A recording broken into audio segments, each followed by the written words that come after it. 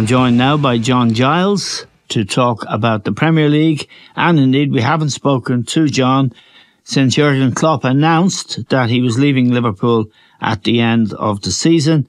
John has some experience of this. Don Revie left Leeds at a certain point and it had an effect, but the most spectacular example of an early announcement was Alex Ferguson. In 2001 he announced that he'd be retiring at the end of the season, and Manchester United fell like a stone. He came back, Fergie, and he managed United. So we're going to talk to John in depth about that. It's a very, very big question, a big issue for Liverpool fans, but it also tells us, as we'll find out, something about the modern game. John, thanks very much for joining us. The first thing we have to talk about is last night Manchester City had a comfortable win against Brentford, having gone behind. They are just behind Liverpool now. They have a game in hand. They're 2 points behind. Arsenal are bang there as well, 2 points behind. It looks like a 3-club race. Would you agree with that? I mean, Aston Villa are fourth. Yeah. I don't think Villa are very good. Last few times I've seen them, they won 5-0 away to Sheffield United on Saturday, John, but they're just not up to the quality of those front three. Spurs certainly have a really good coach now, we think.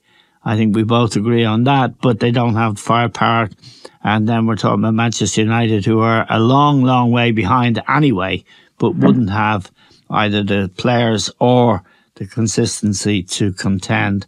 So it's a 3-horse race, John. Let me ask you first about the Liverpool-Arsenal match, Arsenal-Liverpool, I should say, on Sunday. Big clubs, big match. And I thought Liverpool picked the wrong team. I thought they played very poorly, and Arsenal could have been 2 or 3 up at half-time. Instead, they went in 1-1. Well, it was a definite win for Arsenal, Eamon. I thought they played very well. Yeah. Liverpool didn't play anywhere near we would expect them to play. So Arsenal took advantage of it. They played exceptionally well. They won well. Big win for them to keep them in the race. No doubt about it, Eamon. The 3-horse race at the moment. Right. And of the 3 horses, John, which one would your money be going on at the moment? I'd say City would be favourites, Eamon. Yeah. You know, you look at them yesterday in the match against Brentford. Brentford went ahead, as everybody knows.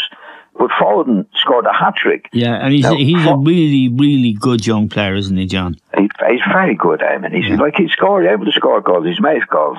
You've got to bring it back into the team now, and he made obviously made a pass for Foden to score the first goal. Yeah.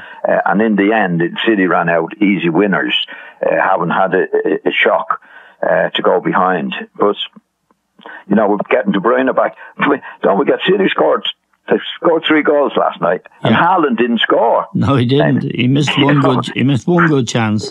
Yeah, which is unbelievable with the amount of players they have. Yes. Foden coming into the game now. He was a young fella at one stage. He's not a young fella anymore. He's actually quite a mature player now, playing regularly, scoring goals when they're needed. So yes. I think getting those players back into it, getting Haaland back into it, puts City, in my opinion, favourites to do it. But it's going to be very, very tight, Eamon. I mean, Arsenal are coming into it now. It looked like they were going out of it at one stage. Liverpool would be very, very disappointed last night with the result, Eamon, and the manner in which they played. So we'll just have to wait and see in the future with the Klopp situation. Is it going to affect them? Because they weren't good last night. Is it going to affect them with him leaving at the end of the season? Yeah. But we'll know that very soon. We'll talk about that in a few minutes, John. Yeah. I just want to ask you about Sunday and the team he picked. Let me put it this way. I thought he picked the wrong team in a big way. He left out Núñez. He didn't play Andy Robertson, which perhaps was understandable, but he didn't play Elliott, which I didn't think was understandable. Elliott and Jones have been really outstanding players. Young Liverpool come through the academy there. Very good players. 13 minutes after half-time into the second half, he made 3 changes. He put on the 3 that I've mentioned that he should have had on from the start, and he pulled off the players that he shouldn't have started with. He just picked the wrong team, I thought. But that aside, the performance of Trent Alexander-Arnold, the position he played in, I thought was crazy. Now, I'm a big Klopp fan, a big Liverpool supporter. He played as a kind of outside right, never defended at all. And then there is this continuing debate, at least you and I are having it, about Van Dijk, the centre-half and captain of the team. He got involved in mix-up for the goal. But in the first half, John, Arsenal ripped them apart. There was no defence. They were breaking through the middle. And that went on for 45 minutes. They could have had 3 or possibly 4 goals. They only had 1. Van Dijk should have got a grip on that, John, shouldn't he? Someone should have got a grip. What's wrong here? Now, what was wrong? Well, one of the things that was wrong was that they only had 3 defenders. The midfield was non-existent, and Arsenal could play at will, right through them. Well, Arsenal were very good, Eamon. There's no doubt about that. As you say, in the midfield, their whole attitude, and that was really good for a Liverpool team that, as we know, week in and week, don't play that way. You know, they didn't play well at all yesterday. And as you say, I'd agree with 100% of what you're saying with looking at Liverpool's team and the way they approached it, and Van Dijk making a mess and the goalkeeper making a mess, who have been some of their top players. They didn't really get into the game. No intensity about their play at all, John. No. Which is not Liverpool. It wasn't Liverpool. No, it wasn't the Liverpool team. I didn't see the Liverpool team match last week, and you talked to me and said they were absolutely brilliant. Oh, they were. This is only one match back. This is against Chelsea, who everyone are beating. But what was impressive in their game against Chelsea was the intensity with which they played. The brilliant play of Núñez. He hit the woodwork 4 times. He missed a penalty. He hit the upright with it. But he brings an intensity and a sense of danger that terrifies defenders and the Liverpool fans. So then against Arsenal, who you would think would be vulnerable to that kind of a player. And I think they are, because that's why they have a problem, don't they? They have a number of problems, Arsenal, but one of them is certainly at the heart of their defence, where they have this Gabriel in particular who is vulnerable. Núñez they were made for him, and he did cause trouble when he did come on. Well, that's hard to understand. I mean, obviously, that's down to the manager. He's picked that. And to be fair to you, we spoke to early on the game, and you certainly weren't in favour of Núñez not playing. But that's a mistake in picking the team. And Arsenal took advantage of it. I thought Arsenal played really well. As you said, it could have been in front early on. So it was a bad day. It was a bad day for Liverpool. Yeah, and you have bad days. Just on the basic thing about Arsenal, I would put to you, John, there's something frail about them or something lacking that Liverpool and City on their good days really have. Yeah, it's hard. What's your problem with Arsenal then? To be honest, I don't know, because when I watch them most of the time, they play well. There's one thing about Arsenal, they always play with 2 wingers, Eamon. Yes. And as you know, most of the teams playing in the Premiership now don't play with 2 wingers. Yes. Because and on the day like they had at the weekend against Liverpool, that was They wingers were particularly good. Yeah, Martinelli and Saka, they are 2 really good young players. Yeah. But you don't get many teams playing now with wingers. Yep. In the Premiership. So, there has to be a day when that goes for them.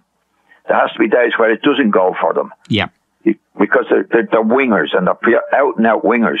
Now, with the way Liverpool played the other day, especially in the first half when Alexander was playing, he wasn't in the right-back position. All that, the first half that I could see. So they were wide open on both sides. They weren't very well set on the left back position either. No, well, they only had 3 defenders effectively, John. They had Konate, Van Dijk, and Joe Gomez, who's a really good right back and a really good player, I think. But he's playing left back, which is a bit out of position. But he was getting dragged in because Trent Alexander was missing in action. He was standing on the touchline on the right-hand side And he trotted back, but he was in no way could he be described as a defender. He never made the tackle. He never put pressure on the ball. And I just didn't understand it, John. What's going on? I think he was out with injury. He was, yeah. Yeah. Now, maybe he was. Now, I'm not making any excuses for him, because if you're out with injury, you shouldn't be playing. But if you're playing in that way, and you know before the match starts, so with Arsenal, everybody, we all know that Arsenal are going to have wingers. You've got to have fullbacks. Yep.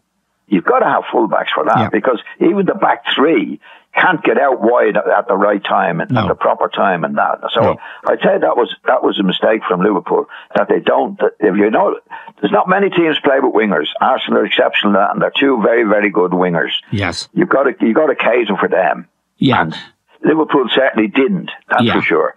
And they did tear them apart.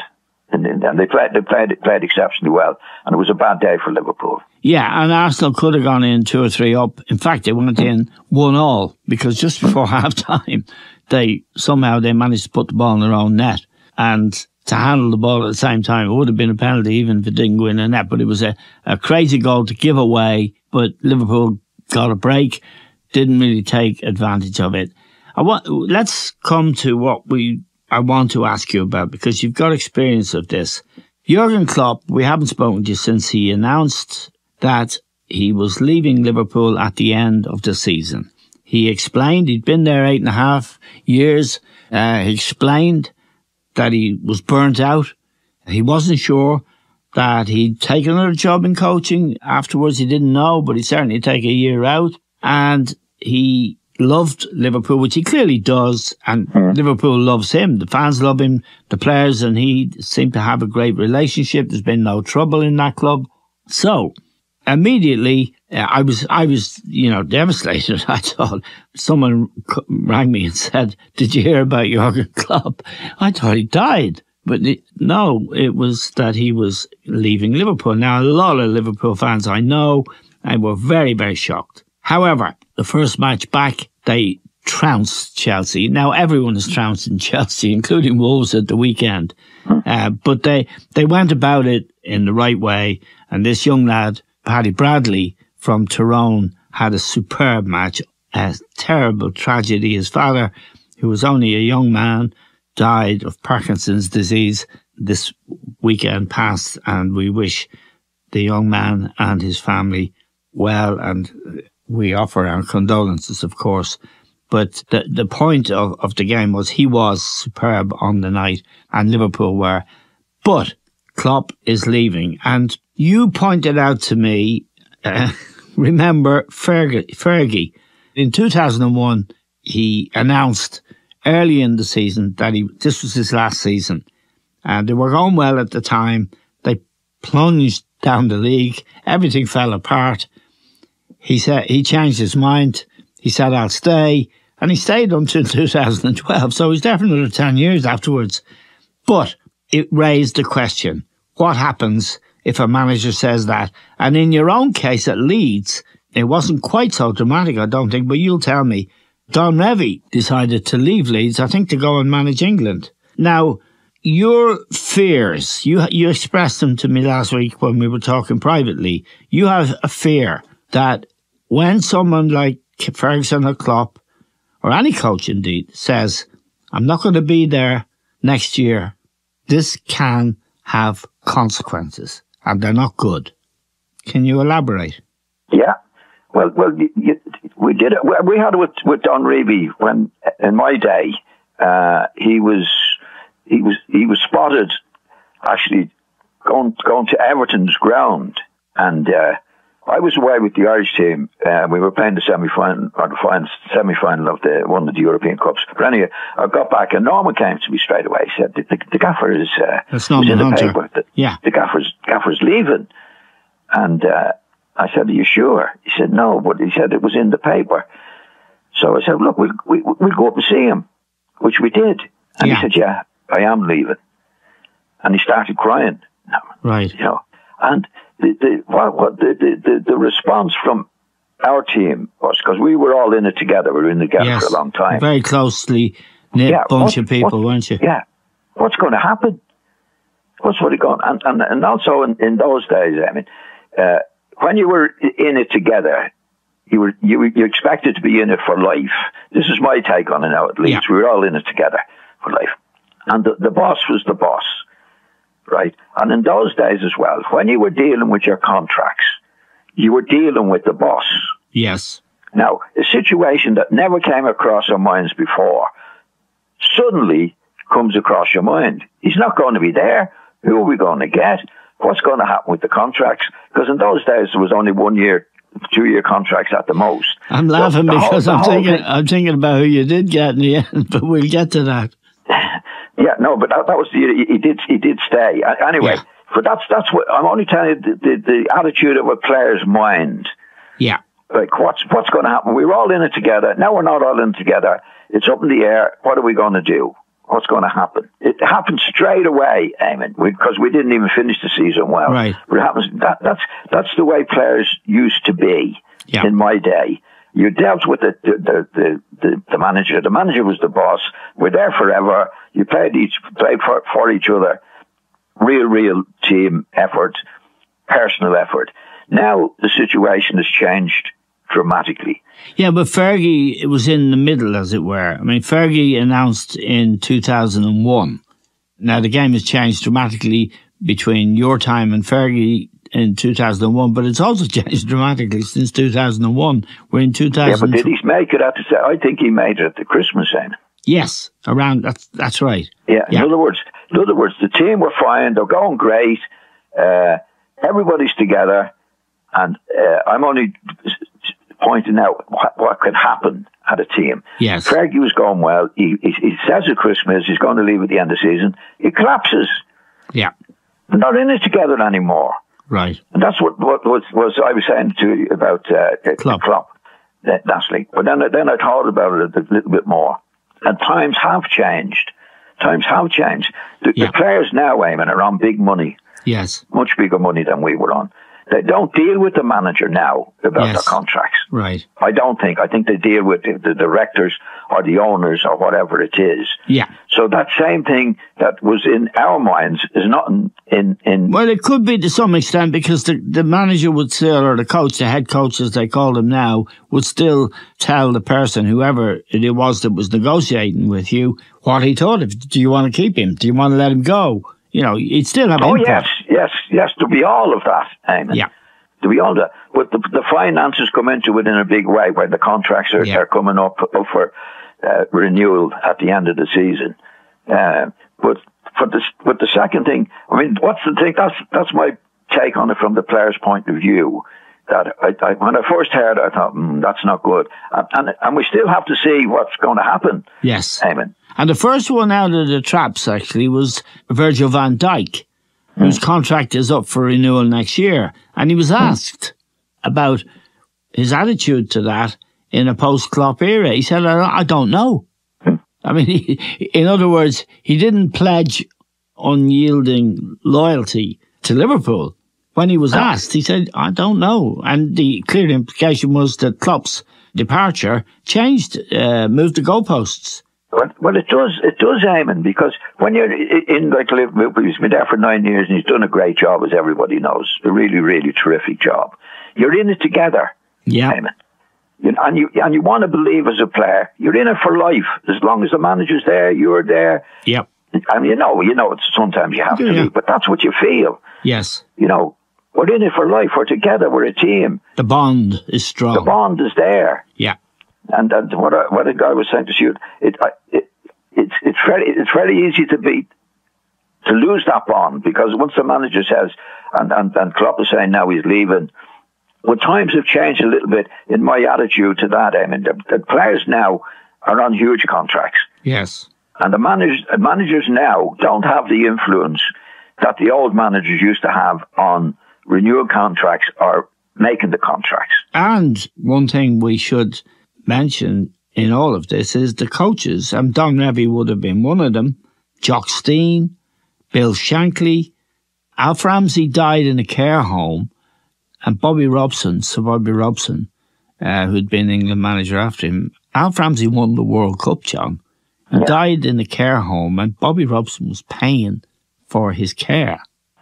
He died, in other words, in penury. Jock Stein. Jock Stein was manager of Celtic, great coach, built a great team. All of them that won the Champions League, the European Cup as it then was, now the Champions League, all born within 30 miles of Glasgow. He was offered a job when they sacked him in the ticket office. Right? I mean, you couldn't make that up, could you? No. And he wasn't he? You know that story. Oh yeah. Well, it happened to all the old guys. I mean, didn't make the money. Definitely didn't make the money that the lads are earning today. They couldn't afford to retire. Yeah. These were the great managers. You mentioned a couple of them: Matt Busby, Bill Shankly, Bill Nicholson. Yeah. Was given a job with the U team. Yeah, Jesus. Having done what he did. Won the double the first time for 81 years it had been done. Yeah. Stan Cullis, the great manager at Wolverhampton, Eamon. Yeah. Like I remember afterwards, the fans got together to save him selling his house or losing his house. Yeah. Like these was what the old guys had to put up with, the great managers. Yes. Now, Klopp is in a great position now because obviously I'd say he's financially secure, lad. Oh yeah, he said he may never coach again, even. Yeah, and he's in that lucky position that he can do it. Yeah. Eamon. You know, I'd say after 12 months he might want to do it again. Yeah, of course. Might, yeah, of course. Because he's young enough to do it. Yeah, he's 56. I just make a prediction for the future, if I can. I'd say Saudi Arabia would come into it then, Eamon. Right. In a big way. Yeah. No, that's my take. If he takes it 12 months off. They've come into it for a lot of people, John, and they're not all footballers. John Ram just accepted a $500 million deal. John Ram is the #1 golfer in the world and a great person of unimpeachable character. But $500 million is a lot of money. Well, yeah. But I'm only making that as an extra, Eamon, because I say he's a financially secure guy. He can do what he's doing now, and he's done a great job for Liverpool, and he's entitled to do what he wants to do. But I'm just making a sort of a prediction that I wouldn't be surprised that after 12 months, when he's had his rest, because there's nothing sure, if he does decide to come back into the Saudis will be after him like #1 pick. Now, what about the Liverpool team that he's currently coaching, John, and the rest of this season? They're right there. They're bang there. He's made some moves in the transfer market. Nunes good, Diaz good. I'm not so sure about the two, Gabko and Gravenberch. I'm not sure at all about, or indeed the Szoboszlai, the Hungarian. But he has got some very good young players. He's got some outstanding players. He's got this fella Van Dijk, and he's got the Trent Alexander-Arnold problem. I just finally, John, want to ask you about Trent Alexander-Arnold. He is a brilliant player, and brilliant is the right word, dazzling. Some of the things I've seen him do, I've never seen any other defender do, or footballer even. I can remember a game against Barcelona where he's just outstanding. And he is, isn't he, John, on his good days. And even on Sunday when he was dossing really around the place, very unprofessional, he still knocked a couple of dangerous balls into the box. But you can't carry a guy like that. A fullback who won't make any tackles, who can't make any tackles, doesn't know how to defend, doesn't appear interested. There's no way Gareth Southgate would have him in the England team, was there? Well, he's been in the Liverpool team for a long time, Eamon, doing what he's doing. I know there's been a change, John. It's more extreme now. He's not playing as a fullback at all now. He's moved into midfield. I would agree with that, but he has been doing that for a long time. Not quite as much as he's doing now. Yeah, Eamon. But that's down to the manager, Eamon. You know, if he's been made captain in recent times. Yeah. When Van Dijk is not captain. Yeah. I've never been a fan of his, as you well know, or maybe some of your listeners would know, as a fullback, because most of the time, or a lot of the time, he moves into midfield, Eamon. And like when you move into midfield, and you're obviously not defending down the right side, but with the Liverpool team, a lot of the times they're on top. and it's okay. Yeah. Because he uses the ball extremely well. He's brilliant on the ball. Yeah. There's no doubt about that. And him and Mo Salah have a great relationship in that sense. Yeah, well, he's just terrific when he's on the ball. But you don't need an extra. I don't think Liverpool or anybody else needs an extra midfield player. Yeah. The first thing you have to do is get the defence right. Yeah. And if he's playing in the position at right back, he is definitely not a good defender. He's exceptionally good distribution on the ball. He's very, very good. He's a lovely kicker of the ball. He's very, very good at that. But he's not a right back. He's not a defender now, Liverpool at all. most of the time are good enough, Eamon, for him to be okay and actually contribute from midfield. Yeah. But it doesn't happen all the time. I think you're likely to lose more goals doing what he's doing than making enough goals. Yeah, and if you're playing a big match, Manchester City is a classic example, Arsenal would be another one. If you're playing one of these, big matches, the intensity is absolutely essential, which he didn't show. And you have to make tackles. You have to get on the cover if you're a fullback. You have to defend. Yeah. Well, there's no doubt about that. But they have been very successful doing what he's been doing. Now, he was exceptionally bad against Arsenal, Eamon. Yeah. But he had an injury, and he missed a couple of matches before. Now, whether that affected him or not, I don't know. And he was one of the three players taken off after 53 minutes, which is just 10 minutes after half time. But that raises questions about Klopp's decision to play him in the first place, or indeed the other two who he took off at the same time. But he's been doing. Eamon, he's been doing it for a long time. Yes, in that position, and Liverpool have been very, very successful doing what he's been doing. Now, I've never been in favour of him, as you know, and I don't think you've ever been in favour doing what he's been doing for the right back position, because I've always believed. But they have been very, very successful. They've been doing it for the last 3 or 4 years. Liverpool. I know. I've been watching it. And if they have enough good players around him, which they have, he can be an asset in the middle of the field as a midfield player. He can be. I'm not in agreement with it. I'd have us defend when you have to, you attack when you can. You have to have the defenders. I've never been in agreement with it, but it hasn't been all bad. What it was at Arsenal at the weekend. Okay, John, let me ask you a final question about Leeds United. They're your team, your club, and they're in the Championship now, but they're on the move, John. There was a big gap. They're about 8, 9, 10 points behind the two at the top who are automatically promoted to the Premier League. They've moved up dramatically. They have a game tonight, actually.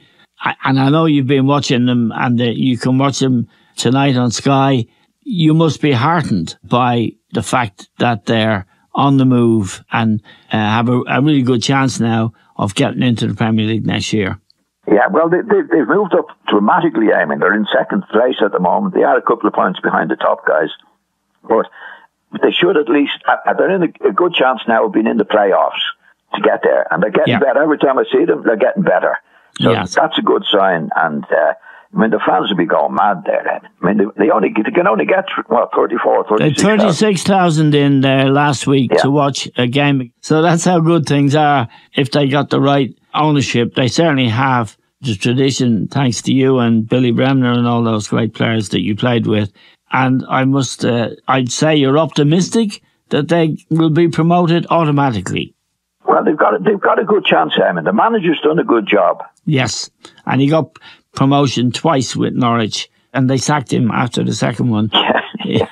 Didn't give him a bob to spend, just sacked him. But they're on the right road now. Anyway, I mean. Okay, John. They'll keep going anyway.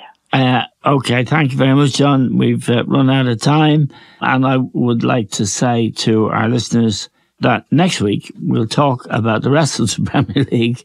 Manchester United, we forgot about Spurs, and there's a great job of work being done by Ange Postecoglou at Spurs. It's really remarkable what he's done without Son, without Maddison, and without a lot of very good players. So there's lots happening that doesn't involve Liverpool, Arsenal and Man City, and we'll be talking about the rest, I promise, more often than we do. We often get mails from listeners, which we love, criticising us for not mentioning Aston Villa, for example. I'd mention them. They're not going to win anything, but they'll be in a battle for a top 4 spot. I don't think they'll get it, but they're in a battle. So are Manchester United, remarkably.